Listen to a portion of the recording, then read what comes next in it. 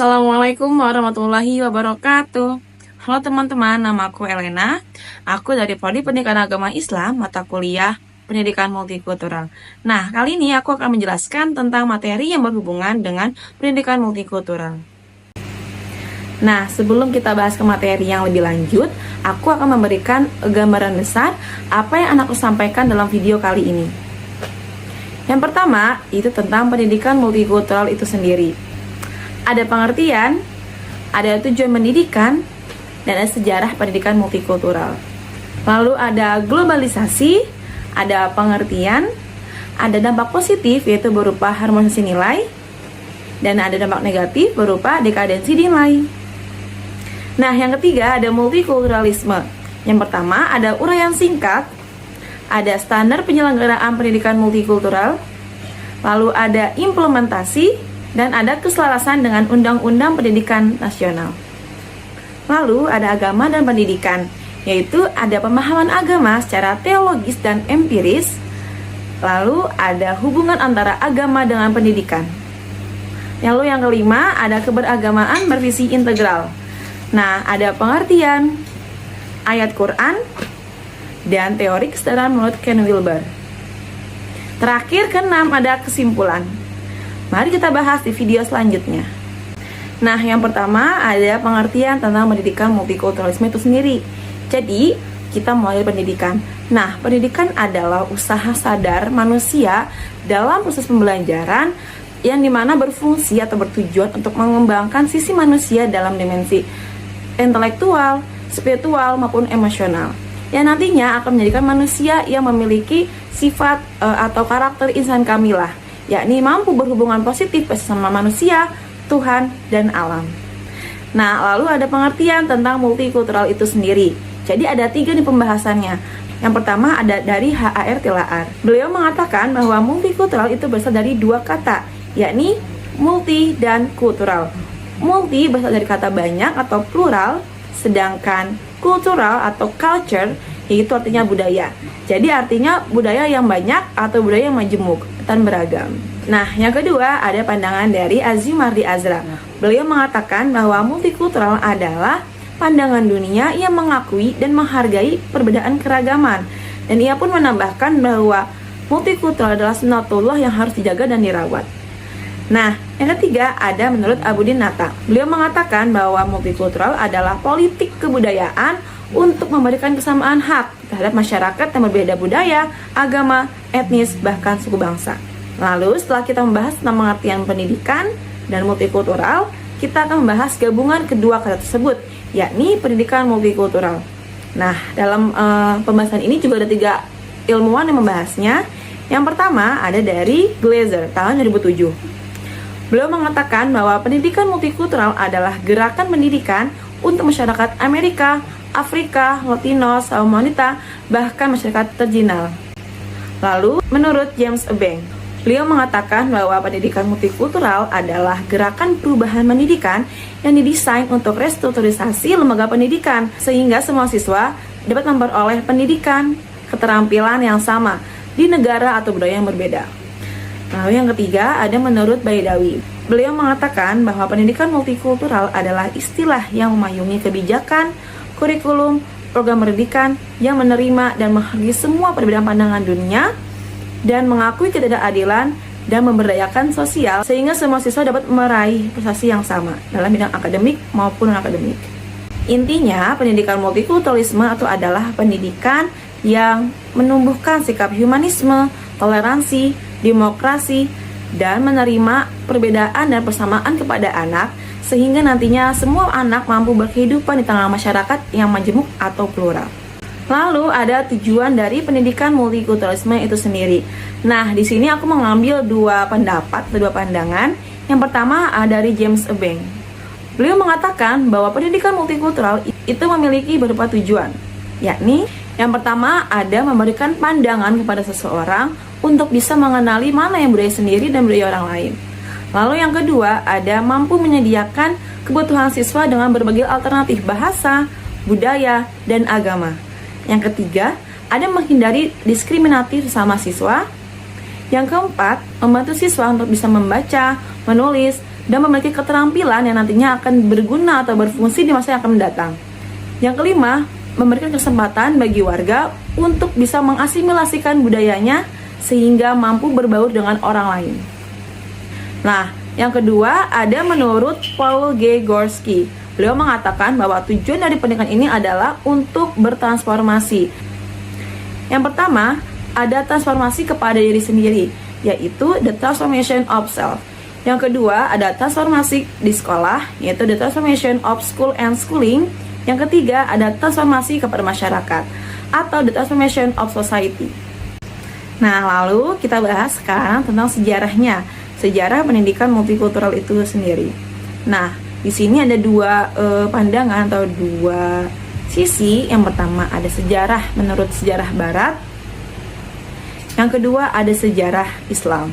Kita mulai dari sejarah Barat dulu. Jadi kalau dari sejarah Barat itu mengatakan bahwa sistem atau paham multikulturalisme itu tuh udah ada sejak abad ke-70. Jadi pada saat itu seperti di negara-negara Barat yaitu Amerika, Australia, Kanada, itu mereka mengembangkan sistem atau paham multikultural, di mana saat itu pada abad ke-70 masyarakat yang ada di Amerika dan sekitarnya itu sudah beragam, mulai dari ada kulit ras putih, ras hitam, berbagai budaya dan bahasa, sehingga mereka mulai menerapkan sistem multikulturalisme. Kayak mereka tuh menerima perbedaan, menghargai dan bisa hidup bersama. Nah, lalu kalau yang kedua ada sejarah Islam. Nah, kalau dalam sejarah Islam, jadi hal multikulturalisme ini itu bukan hal yang baru, tapi hal yang lama. Karena pada saat Nabi Muhammad SAW itu pindah atau hijrah ke Yathrib atau ke Madinah, nah saat itu tuh kondisi penduduk di Madinah atau Yathrib itu sangat beragam. Ada kaum Yahudi, ada yang Muslim, bahkan musyrik, dan berbagai kabilah atau suku. Nah, saat itu untuk menciptakan masyarakat yang harmonis, humanis, dan demokrasi toleransi, Nabi menciptakan atau membuat satu perjanjian yang disebut dengan Piagam Madinah. Jadi kurang lebih isinya kayak seperti membebaskan semua orang untuk memegang agama masing-masing, lalu memberikan otoritas keputusan hukum kepada ketua suku. Kalau misalnya mereka berbuat salah, mereka bisa dihukum dengan hukuman yang ditentukan oleh ketua suku masing-masing. Hal ini merupakan sejarah lama yang artinya pendidikan multikultural itu sudah ada sejak zaman dulu, bahkan zaman Nabi Muhammad SAW. Yang kedua ada globalisasi. Globalisasi adalah proses integrasi internasional yang terjadi karena adanya pertukaran pandang politik, pandangan dunia, produk, pemikiran, dan bahkan kebudayaan. Globalisasi hadir dengan memiliki dua dampak, baik dampak positif maupun negatif. Nah, kalau dampak positifnya seperti memberikan kemajuan terhadap ilmu dan pengetahuan dan teknologi. Lalu yang kedua, memudahkan komunikasi. Yang ketiga, memudahkan hubungan ekonomi. Dan yang keempat, pertukaran budaya yang kuat. Nah, selain dampak positif, ada juga nih dampak negatifnya. Yang pertama, seperti banyak sekali produk impor. Lalu yang kedua, menipisnya lapangan pekerjaan. Yang ketiga, ada juga tergantungan kepada negara-negara maju. Nah, dampak positif itu jika kita terapkan, jika kita rawat dan kita kembangkan, kita bisa menciptakan sebuah istilah yang namanya harmonisasi nilai. Sedangkan dampak negatif apabila kita biarkan, kita tidak jaga, kita evaluasi, itu akan membentuk istilah dekadensi nilai. Mari kita bahas yang pertama tentang harmonisasi nilai. Nah, lalu sekarang kita bahas tentang harmonisasi nilai. Pengertiannya adalah jadi upaya menjaga nilai sosial dan nilai agama agar tetap terjalin dengan utuh. Lalu contohnya seperti adanya kebersamaan, toleransi, demokrasi, pemikiran yang moderat, agar bisa menjadi manusia yang baik dan sempurna, baik dalam diri sendiri dan maupun sosial. Nah, tujuan adanya harmonisasi nilai itu adalah agar dekadensi nilai atau nilai sosial dan keagamaan tidak turun atau tidak hilang. Nah, untuk menciptakan hal-hal tersebut kayak tadi kebersamaan, toleransi, demokrasi, humanisme, kita itu perlu satu konsep yang memadai semua itu, yang disebut dengan multikulturalisme. Nah, tetapi ada pandangan nih teman-teman yang bilang kalau multikulturalisme pun menghasilkan atau memiliki dua akibat. Ada yang bilang itu membuat dampak positif, ada yang bilang itu membuat dampak negatif. Kalau dampak positifnya, multikulturalisme itu membuat demokrasi liberal itu lebih terjaga atau mendukung adanya demokrasi liberal. Tapi ada juga yang bilang bahwa adanya multikulturalisme itu memberi dampak negatif, seperti menghapus nilai-nilai demokrasi liberal, yaitu kebebasan masyarakat imigran akan mengikis hak, kebebasan, dan budaya masyarakat mayoritas. Hal ini terjadi karena hilangnya nilai-nilai asli dan masukkan nilai-nilai baru. Lalu ada dekadens nilai. Pengertiannya menurut David Ware, dekadens adalah penurunan budaya, degenerasi fisik, ketidakseimbangan estetika, pelanggaran moral, kehidupan hedonis yang tinggi, serta gangguan seksualitas dalam hubungan sosial. Atau kalau kita pahami secara lebih mudahnya, dekadens nilai adalah penurunan atau kemerosotan nilai-nilai keagamaan dan nilai sosial dalam era globalisasi. Lalu contohnya seperti terjadinya diskriminasi, ketidakadilan, menurunnya sifat kemanusiaan dan kebersamaan, dan meningkatnya fundamentalisme atau radikalisme atas nama agama. Nah, kalau kita membaca atau melihat tesisnya Huntington, beliau itu mengatakan bahwa konflik sosial yang terjadi saat ini itu bukan lagi karena perang dunia antar negara, tetapi konflik antara ideologi dan budaya. Ini aku akan bahas tentang konflik sosial atau masalah sosial.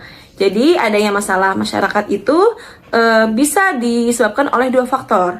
Yang pertama ada faktor internal, yang kedua ada faktor eksternal. Nah, kalau faktor eksternalnya itu disebabkan oleh karena adanya diskriminasi sosial.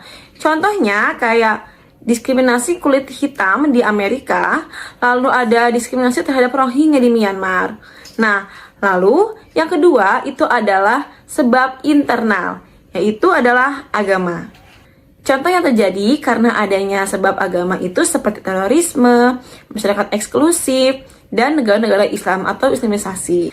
Menurut Thohir Abbas, dalam pengertiannya, ia mengatakan kebanyakan masalah-masalah sosial itu di Inggris, terutama ketika ia meneliti, banyak terjadi karena faktor agama.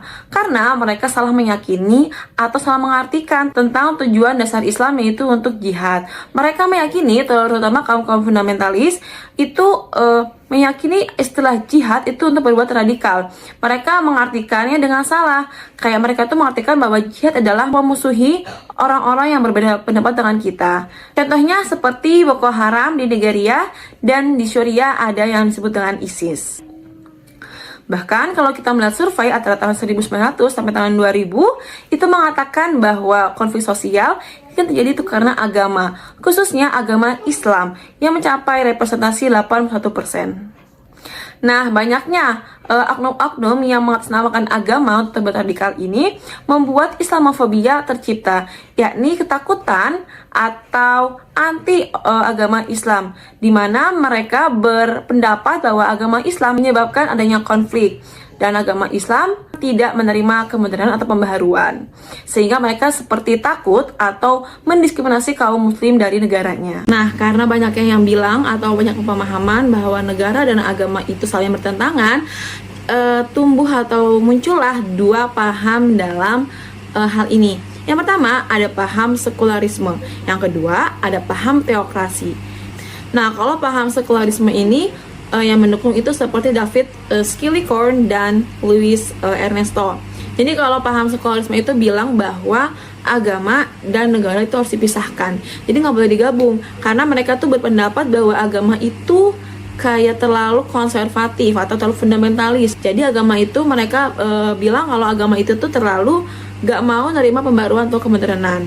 Nah, lalu David Skillicorn tuh setuju, katanya doktrin-doktrin agama itu menghantarkan manusia untuk mempunyai pemahaman yang fundamentalisme. Lalu kalau Louis Ernesto juga setuju kalau agama dan negara itu harus dipisahkan hubungannya. Beliau juga mengatakan dan menambahkan bahwa agama yang fundamentalisme itu mampu berhubungan erat dengan orientasi hidup, lalu juga bisa berpikir irasional dan bersikap yang nggak dewasa. Nah, lalu di sisi lain ada paham teokrasi, teman-teman. Jadi kalau paham teokrasi ini adalah paham yang berlawanan atau yang kebalikan dengan paham sekularisme. Kalau paham sekularisme itu bilang kalau agama sama negara itu harus dipisahkan, hubungannya nggak boleh digabung. Kalau paham teokrasi ini justru sebaliknya, mereka berpendapat bahwa agama dan negara itu nggak bertentangan, justru saling melengkapi gitu. Para ahli yang mendukung pemahaman ini adalah seperti Robert Jackson, Chang Yu-hon, dan Robert W. Robert Jackson memberikan pendapat bahwa pendidikan agama itu mampu memberikan kontribusi kepada anak dengan membentuk karakter anak, membentuk kebudayaan di sekolah, dan membangun sikap kebersamaan dan toleransi di sekolah. Chang Yuhan pun setuju dengan pendapatnya Robert Jackson bahwa pendidikan agama itu mampu membentuk sikap toleransi dan kebersamaan di sekolah. Robert W. Hefner pun setuju bahwa pendidikan agama itu tidak menciptakan sikap yang radikalisasi, bahkan agama malah membuat atau menciptakan sikap-sikap yang demokrasi. Nah, yang ketiga ada pendidikan bernuansa multikulturalisme, memberdayakan realitas sosial dan budaya. Jadi yang pertama aku akan memberikan pemahaman singkat tentang kenapa sih multikultural itu penting banget buat kita. Jadi multikulturalisme itu menurutku penting banget buat kita terapkan saat ini di era yang sudah banyak banget keberagaman, supaya kita bisa mengenali budaya orang lain tetapi tetap bisa memahami atau meyakini budaya kita sendiri. Nah, lalu kenapa ya kita penting untuk bisa memahami budaya orang lain? Karena budaya itu adalah cara kita memandang, cara kita melihat dunia, yang nantinya kita bisa bertindak, berekspresi dengan baik dan benar. Nah, paham multikulturalisme itu sendiri pun bagus banget kalau kita terapkan atau kita implementasikan ke dunia pendidikan, sehingga nantinya kita bisa belajar tentang bagaimana cara kita bisa menghargai orang lain, cara kita berekspresi di dunia yang sudah banyak dan beragam ini, dan kita juga bisa mengenal atau memahami permasalahan sosial kayak diskriminasi atau rasisme dan lain-lain. Lalu kalau untuk definisi dan tujuan sudah aku jelaskan di video sebelumnya di bab 1, yaitu tentang pendidikan multikultural. Nah, lalu yang kedua, karena kita sudah masuk ke bab tentang pendidikan multikultural atau multikulturalisme yang diterapkan di dunia pendidikan, aku akan membahas tentang standar penyelenggaraan pendidikan multikultural yang dirancang atau didesain oleh James Bank. Jadi ada 8, teman-teman. Yang pertama, kebijakan yang mendukung tentang pendidikan multikultural itu sendiri. Lalu yang kedua, ada sikap staf sekolah yang positif terhadap keberagaman siswa-siswanya. Yang ketiga, ada staf sekolah dengan berbagai latar belakang yang berbeda. Yang keempat, ada kurikulum yang transformatif dan berbasis. Yang kelima, ada partisipasi wali murid yang mendukung penuh tentang pendidikan multikultural. Yang keenam, ada strategi pembelajaran yang konstruktif, kooperatif, dan partisipasif. Yang ketujuh, bahan pengajaran yang mendukung atau mengarah kepada pendidikan multikultural. Dan yang kedelapan, ada memonitor setiap komponen dari program pendidikan. Nah, jadi kalau menurut James Bank, ada standar-standar khusus nih untuk membentuk atau menerapkan, mengimplementasikan pendidikan multikultural yang 8 tadi. Jadi kalau ke-8 tadi sudah disiapkan, sudah terpenuhi, maka akan terbentuklah pendidikan yang berwawasan multikultural. Jadi pendidikan yang benar-benar menampung semua sistem perbedaan, menghargai dan menerima, sehingga nantinya bisa menciptakan murid-murid atau peserta didik yang menerima perbedaan samanya. Lalu ada implementasi pendidikan multikultural. Jadi kalau menurut HART-LAR, implementasi program pendidikan multikultural itu bisa didapat melalui 5 program prioritas. Yang pertama ada lembaga-lembaga pendidikan sebagai pusat budaya. Yang kedua melalui pendidikan kewarganegaraan atau kewargaan. Yang ketiga melalui kurikulum pendidikan multikultural.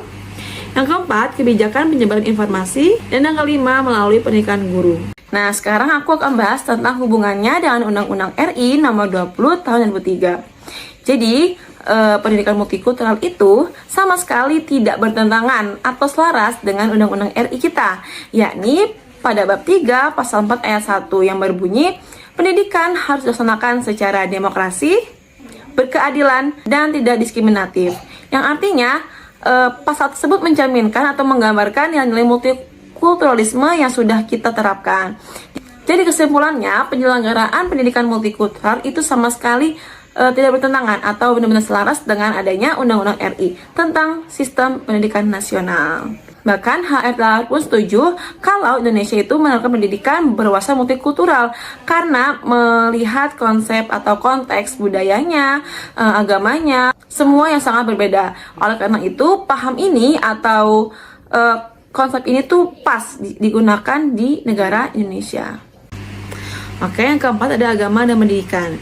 Nah, jadi pertama aku akan bahas tentang agama yang dapat dipahami dalam 2 perspektif. Yang pertama teologis, yang kedua empiris. Nah, kita mulai dari yang teologis terlebih dahulu. Kalau teologis itu agama itu sangat diartikan sebagai hal-hal positif. Jadi kalau dalam teologis itu agama bertujuan atau berfungsi sebagai untuk membangun manusia dalam berbagai dimensi, baik dimensi spiritual, emosional maupun intelektual. Ya nantinya kalau mereka ini bisa mengembangkan ketiga dimensi ini, mereka mampu mempunyai hubungan yang baik sama manusia, pada Tuhannya dan alam, atau disebut dengan insan kamilah atau manusia yang sempurna. Nah, hal ini tuh sesuai dengan ayat Quran yaitu Al-Anbiya ayat 107 yang berbunyi Bismillahirrahmanirrahim wa ma arsalnaka illa rahmatan lil alamin. Yang artinya kami tidak mengutus engkau yaitu Nabi Muhammad kecuali untuk memberikan rahmat untuk seluruh alam. Nah, ayat ini tuh memiliki 3 tafsir, teman-teman. Yang pertama, menurut Ar-Raghib, beliau mengawasi kata rahmah yang diartikan sebagai kelemah lembutan bagi penerimanya. Nah, yang kedua ada menurut Zamakhsyari. Beliau menjelaskan bahwa ayat ini turun sebagai untuk menunjukkan kehadiran agama yang dibawa oleh Nabi Muhammad sebagai jalan untuk kebahagiaan. Dan beliau menambahkan juga apabila manusia itu bertentangan dengan jalannya, maka manusia akan kehilangan kebahagiaan itu. Lalu kalau menurut Mashkuri Abdillah, beliau mengatakan bahwa agama Islam itu hadir di dunia ini sebagai rahmat untuk seluruh alam, tidak terbatas ruang dan waktu. Artinya untuk seluruh umat manusia, baik itu muslim maupun non muslim, dan tidak dibatasi oleh waktu. Jadi memang sampai akhir zaman. Lalu ada juga nih ayat yang mendukung tentang pendidikan multikulturalisme, yaitu Al-Hujurat ayat 13 yang berbunyi Bismillahirrahmanirrahim. Ya ayyuhan nasu inna khalaqnakum min dzakarin wa unsa waja'alnakum syu'uban wa qabaila lita'arafu. Inna akramakum indallahi atqakum. Innallaha alimun khabir. Nah, dalam ayat ini Zamakhsyari itu memberikan 2 garis besar atau 2 hal yang penting yang bisa kita pahami. Yang pertama, kata Inna khalaqnakum min dzakarin wa unsa waja'alnakum syu'uban wa qabaila, atau kayak manusia itu diciptakan secara pluralitas atau beragam. Jadi yang pertama yang penting itu adalah kita paham bahwa kita diciptakan memang sangat beragam, mulai dari jenis kelamin, suku bangsa, bahasa, dan etnis. Nah, yang kedua poinnya adalah kata lita'arafu atau saling mengenal. Nah, Zamakhsyari menjelaskan bahwa kata lita'arafu ini bukan hanya sekedar mengenal, tetapi juga menghargai, menerima, mengerti, menyesuaikan diri, dan tidak menganggap dirinya lebih tinggi. Jadi walaupun kita saling menghargai, tapi kalau kita masih memiliki rasa lebih baik dari yang lain, itu kita belum menerapkan sistem lita'arafu, saling mengenal. Selanjutnya ada asbab nuzul atau latar belakang turunnya ayat ini. Nah, jadi adanya ayat ini tuh karena 2 sejarah, teman-teman. Yang pertama ada dalam kisahnya kaum Bayadoh. Di saat itu Nabi menyuruh kaum Bayadoh untuk menikahkan anak perempuannya dengan budak laki-lakinya. Nah, saat itu orang tua dari para anak perempuan itu tidak setuju karena mereka menganggap budak itu lebih rendah. Tapi Nabi Muhammad itu bilang kalau inna akramakum indallahi atqakum, kayak semuanya itu sama di mata Tuhan, yang mereka adalah ketakwaannya. Nah, lalu yang kedua ada cerita sejarahnya tentang Bilal bin Rabah. Jadi saat Fatu Mekah atau hari Fatu Mekah, Nabi itu menyuruh Bilal bin Rabah itu untuk azan di atas Ka'bah. Padahal Bilal ini adalah suku dari kaum ras hitam yang dipandang saat itu adalah rendah. Nabi memberitakan hal ini untuk menunjukkan bahwa tidak ada perbedaan manusia dalam sosial, suku, bangsa maupun kebiasaannya. Nah, jadi kesimpulannya pemahaman agama secara teologis itu sangatlah positif, teman-teman. Jadi kalau agama dipandang secara teologis itu sangat-sangat mendukung dengan multikultural dan membawa perdamaian, kebahagiaan, dan kebersamaan, serta menolak diskriminatif dan perbedaan sosial. Nah, jadi intinya kalau agama dipahami secara teologis itu sangat baik, positif, dan membawa kebaikan, serta selaras dengan nilai multikultural. Nah, berbeda dengan pemahaman agama secara empiris yang akan saya jelaskan berikutnya. Lalu selanjutnya ada agama yang dipahami dalam perspektif empiris atau bukti nyata. Nah, kalau secara lebih jelas, pemahaman agama secara empiris itu maknanya itu masih memang diperdebatkan oleh para ahli. Jadi kayak belum ada makna yang pasti gitu. Nah, di sini saya akan menjelaskan tentang pendapat Brian Turner. Jadi beliau itu menjelaskan bahwa pemahaman agama secara empiris itu ada dua. Yang pertama ada reduksionis, yang kedua ada non reduksionis. Jadi mereka itu kalau secara reduksionis, mereka tuh memahami agama dengan cara berpikir ilmiah, teman-teman. Jadi kayak mereka itu menelitinya tuh secara ilmiah, rasional, dan mereka itu mengambil pada aspek perilaku dasar manusia tersebut. Nah, lalu kalau secara reduksionis itu ahli yang mendukung seperti Freud, Engels, Taylor, dan Karl Marx. Lalu yang kedua ada secara non-reduksionis. Nah, kalau non-reduksionis itu sebaliknya dari reduksionis. Kalau reduksionis itu sebagai pemikir ilmiah, kalau non itu berarti dia nggak secara ilmiah. Dan mereka itu memahaminya itu pada aspek masyarakat dan budayanya. Ilmuwan yang mendukung adalah seperti Emil Durkheim, Max Weber, dan Michael Northwood. Lalu ada tambahan pendapat, yang pertama dari Karl Marx. Beliau itu mengatakan bahwa agama itu hanya sebagai channel sosial. Artinya agama itu bukan satu hal solusi yang nyata, tapi hanya bisa digunakan sebagai hiburan atau pelarian mata doang. Nah, Karl Marx itu bilang begitu karena beliau itu melihat keadaan sosial pada saat itu.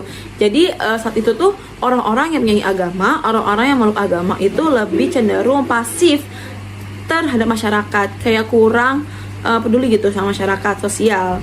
Nah, lalu yang kedua ada pendapatnya Michael Northwood. Beliau tuh bilang bahwa agama itu bukan hal yang transenden atau dari Tuhan atau dari atas langsung, tapi agama itu adalah satu yang dibentuk oleh masyarakat. Nah, kesimpulannya adalah saya bisa simpulkan ada dua hal yang pasti tentang pemahaman agama secara empiris. Yang pertama, agama itu bukan hal yang bersifat transenden atau dari Tuhan langsung. Tetapi kalau secara empiris itu, agama itu adalah hal yang dibentuk karena manusia sendiri. Jadi kalau kayak pemahaman agamanya, ritual-ritual agama, itu tuh dibentuk oleh kebiasaan dari masyarakat itu sendiri, bukan hal dari Tuhan langsung. Nah, lalu yang kedua, yang pasti itu adalah kalau agama secara empiris itu, mereka mengatakan bahwa agama sebagai konstruksi sosial. Nah, artinya di antara kedua pemahaman ini secara teologis dan empiris itu sangatlah berbeda banget. Kalau teologis itu mereka berpendapat bahwa agama dari Tuhan dan agama itu menciptakan kebaikan dan perdamaian. Tapi kalau empiris beliau itu mengatakan bahwa agama itu dari manusia dan merupakan sumber atau sebab sebagai adanya konflik sosial. Selanjutnya ada hubungannya dengan pendidikan. Jadi pendidikan agama Islam berwawasan multikultural. Nah, di sini saya mengambil dua pandangan para ahli. Yang ada pertama ada Hajam, yang kedua ada Robert Hefner. Kalau menurut Hajam, pendidikan agama Islam itu bukan hanya sekedar pengetahuan teori atau pemahaman kognitif, tetapi pendidikan agama Islam itu adalah bagaimana ajaran-ajaran agama Islam itu diterapkan di kehidupan nyata atau kehidupan sehari-hari, sehingga nantinya tuh akan mempengaruhi perbuatan, perilaku, keyakinan yang sesuai dengan ajaran-ajaran agama Islam yang disebut dengan teologi transformatif. Nah, lalu yang kedua, kalau menurut Robert Hefner, pendidikan agama itu adalah sebagai media perubahan. Contohnya adalah pendidikan bagi wanita. Dan pendidikan agama itu juga bisa menjadi jembatan untuk mengakomodasikan kemodernan dan mengakhiri dikotomi ilmu atau pembagian ilmu yang terpisah antara ilmu agama dan ilmu dunia. Nah, yang kelima itu ada keberagamaan bervisi integral. Jadi kita mulai dari pengertian dulu. Yang pertama itu ada pengertian menurut Muslim Akadir. Beliau mengatakan bahwa keberagamaan bervisi integral adalah gejala yang terbentuk dari berbagai unsur, di mana satu unsur dengan lain saling berkaitan dan sehingga menghasilkan satu kesatuan pengalaman, jadi pengalaman beragama. Nah, intinya keberagamaan bervisi integral adalah konsep beragama yang mencerminkan visi integral, yakni mengintegrasikan segala aspek kehidupan, yaitu sama manusia, Tuhan, alam, dan diri sendiri. Lalu ada ayat Quran yang mendukung tentang konsep keberagamaan bervisi integral itu sendiri, yakni Ali Imran ayat 11 yang berbunyi A'udzubillahi minasyaitonirrajim. Bismillahirrahmanirrahim. Duribat alaihim dillatu ainama tuqifu illa bihablim minallah wa hablim minan nas wa ba'u bighadabin minallah wa duribat alaihimul maskanah Dzalika bi annahum kanu yakfuruna bi ayatillah wa yaqtuluna al-anbiya'a bighairi haqq. Dzalika bima asaw wa kanu ya'tadun. Nah, jadi dari ayat atas itu dijelaskan bahwa manusia itu selalu diliputi oleh kehinaan dan kenistaan. Tetapi kecuali jika mereka tuh punya dua hubungan yang baik, yaitu yang pertama hablum minallah, yang kedua hablum minannas. Artinya manusia bisa mempunyai hubungan yang baik kepada Tuhannya, yaitu hablum minallah, dan kepada sesama manusia hablum minannas. Nah, tetapi ada satu hal yang penting lagi selain dua hal ini, yang hablum minallah sama hablum minannas. Jadi manusia juga harus punya hubungan yang baik kepada alam, itu tumbuhan, hewan, dan sekitarnya, sehingga nantinya manusia jadi manusia yang sempurna. Nah, tapi kalau menurut Ken Wilber, visi integral ini berhubungan dengan perkembangan kesadaran manusia yang secara menyeluruh. Nah, kesadaran itu diartikan sebagai kepedulian yang luas, tanpa hanya mementingkan diri sendiri, kelompok, atau agama tertentu.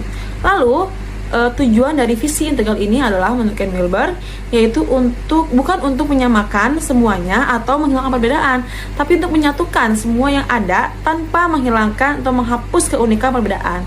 Konsepnya mirip dengan Bhinneka Tunggal Ika. Jadi walaupun berbeda tetap satu. Jadi nggak ada yang dihilangin, nggak ada yang disamain, tapi semuanya disatuin tanpa mengurangi semuanya.